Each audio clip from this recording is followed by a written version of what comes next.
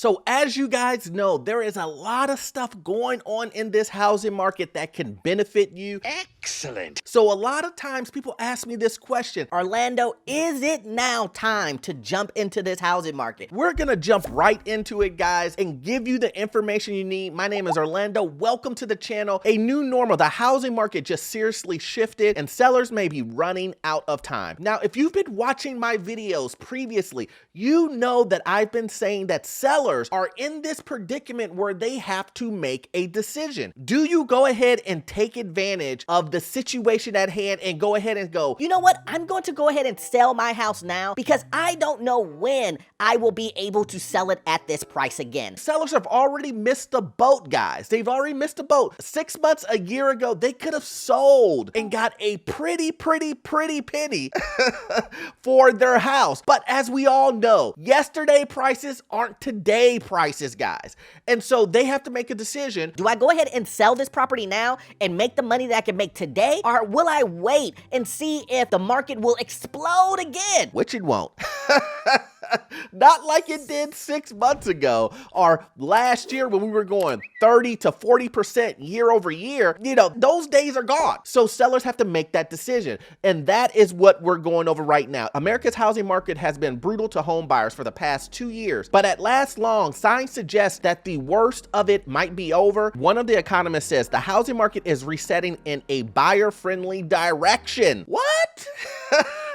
It's like someone knew this was going to happen. The housing market is going in that direction. Granted, a buyer-friendly direction does not mean we are anywhere near a true blue buyer's market. The seller's market that has raged since the pandemic is since going strong, but all signs say that the clock is ticking and its days are numbered. Here's why they're crucial intel to help both home buyers and sellers stay on top of the high dynamic world of real estate today. There are signs that are telling people that we're going towards this recession. I know the government has changed the definition. You know, they say, hey, look, the job market is strong. Even though, especially in the tech department, there has been a lot of layoffs. Walmart is laying off. Amazon is laying off. Everybody is laying off. Even though we still have a strong job market, the labor numbers came out and they were great. Even though when you look at the asterisk, most people are working 2 to 3 jobs to make ends meet because of inflation and the increased cost of everything. So, to knock all of that stuff out, we are still heading in a recession. And this is the thing, guys, when we go into a recession, if not, basically we are in a recession right now, things will continue to go down. This is just the beginning of things going down. When it comes to the housing market, in a recession, house prices do go down. Contrary to people's belief, prices go down in a recession, right? Mind-blowing, huh?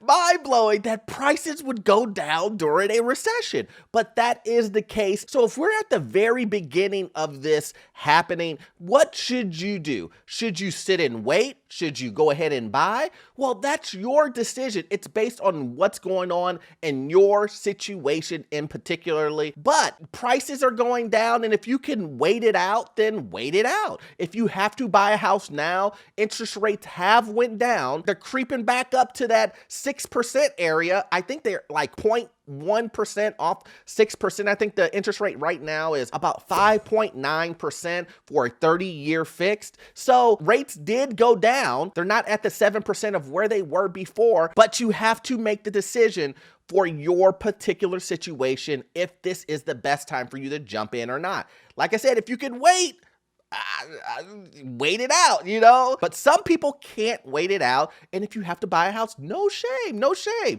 Do what you have to do for you and your family. But let's take a look at the reason why this is leading in a direction of helping out buyers. Weekly housing trends here. The median listing price, it did go up. New listings are going down. Time on the market is going up. Mortgage rates are going up. Now, these are the most important things that I want you guys to take a look at. The mortgage rate of 5.22%. I strongly believe the Fed is going to continue to raise rates. They've promised 2 more rate increases. What those rate increases will be, time will only tell, but I'm hoping it will still be 0.75 or 75 basis points to continue to push up this interest rate, because when you push up the interest rate, guys, I know a lot of you guys don't like high interest rates, but to bring down prices and to bring down the demand, we need these interest rates to go up. And so we see the green arrow showing that interest rates are going up. The time on the market, that's good. The new listings, it's down, but that's kind of a tricky number because the demand is going up, which means that more houses, but we're nowhere near the pre-pandemic type of level listing type stuff, but we're going up in that direction. The median listing price, now this is nationwide and things are continuing to go up, especially in those coastal area, guys. I'm talking about the Sun Belt type stuff where people love the weather. Those places are going to be inherently more expensive, and that's just the way it is. The Midwest is cheaper. You're going up higher north, it's probably cheaper there too. But any coastal city, places where there's a high population of people, you have to understand prices will always be higher than some Midwest town. That's just the way it goes. The surprisingly good news hiding in rising home prices. The latest July data from Realtor.com places the median home price nationwide at $449,000, and for the week ending August 6th, listing prices rose by 15.5% over the same week last year. While this marks the 34th straight week of double-digit growth, the good news hiding within the bad is that it also is the second consecutive week of deceleration. For the week ending in July 23rd, house prices rose by 16.6%, followed by 15.6% ending in July. So what they're basically saying is that even though this number is high, 15.5%, the rate of it continue to go up is decelerating. So the last week before was 16.6 and it dropped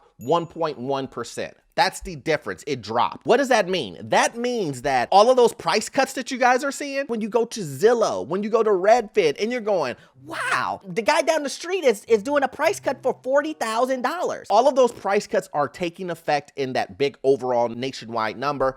And that is the key, guys. Normally people would look at that number and they would just you see that number and not compare it to last week's number. And when you look at last week's number, you see the price increases are decelerating. So that is really, really, really good news, guys.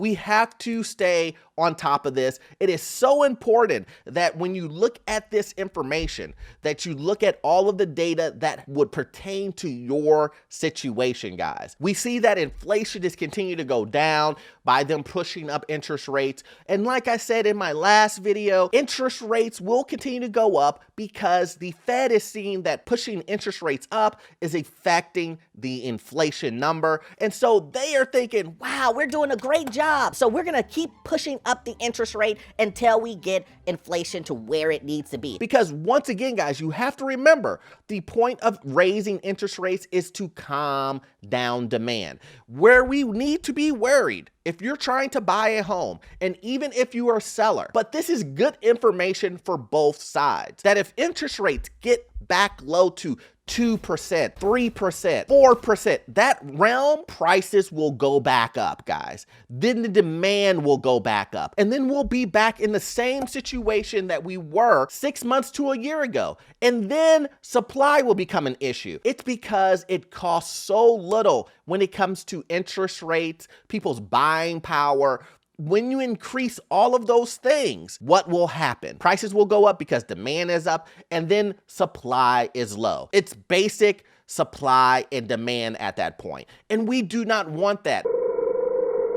So the Fed understands that also, and that is the reason why they're continuing to raise interest rates to drop demand. We need to drop this demand. Inventory will come up. There's a lot of things happening too, guys. With the recession coming in, we got job losses. We also have not as many people in the market to buy homes, and we're still fighting inflation. Why home buyers aren't rushing to close deal. In July's listing lingered on the market for a mere 34 days before getting snapped up. 34 days, guys. I need you to think about this. Remember 6 months ago, almost a year ago, houses were getting bought the same day, it getting closed within 2 weeks.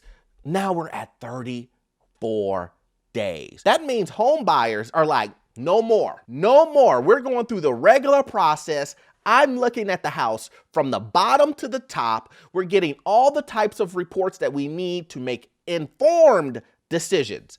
And that's what they're deciding to do. And they're not in a rush. Nearly half of the time it took 2 years earlier. Yet now that we're entering into the lazy days of August, home buyers are at long last pumping the brakes and not feeling in such a rush. For the week ending August 6th, property spent 3 extra days on the market compared with this time last year, showing a second consecutive week of slowdown. We expect more slowdown ahead as the housing market resets. You hear that, guys? This is an economist saying that the housing market is going to reset. Now, do you think the housing market is going to reset in your benefit? Well, only time will tell, and only you can determine that by your persistence. Remember, like I said, guys, homes will not just fall in your lap. You have to do the due diligence and you have to put the time into getting your home. Same thing with sellers. Sellers, if you're trying to sell your home, you have to put in the time. You can't just look at what happened 6 months ago